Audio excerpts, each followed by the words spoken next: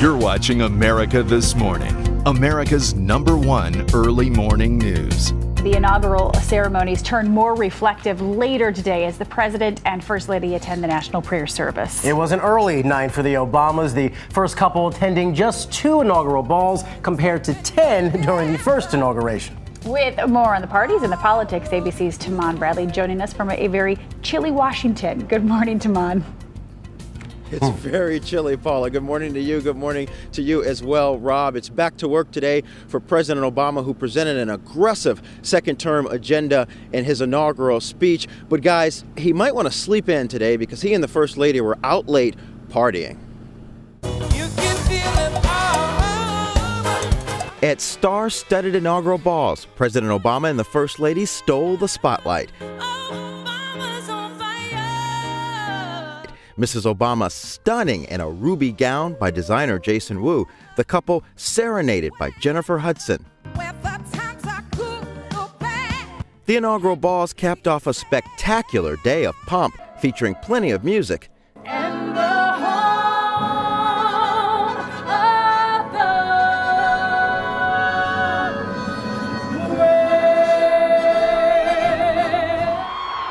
A parade and a public swearing in at the Capitol.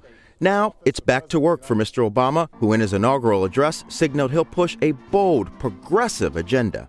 We have always understood that when times change, so must we. The president spoke directly to the goals of the more diverse and more socially liberal coalition that reelected him, for the first time in an inaugural speech explicitly mentioning gay rights.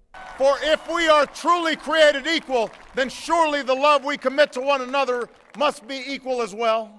He also spoke about climate change, equal pay for women, and immigration reform. Our journey is not complete until we find a better way to welcome the striving, hopeful immigrants who still see America as a land of opportunity. The president paused during many of the day's special moments, seeming to take it all in, knowing this would be his last inauguration. Some Republicans thought President Obama's speech was too partisan. With divided government here in Washington, he will need some GOP support to pass his big agenda items. Rob, Paula. All right, Tahman Bradley live in Washington. Tahman, we also had some breaking news overnight that also part of the president's second term is going to get you a new hat.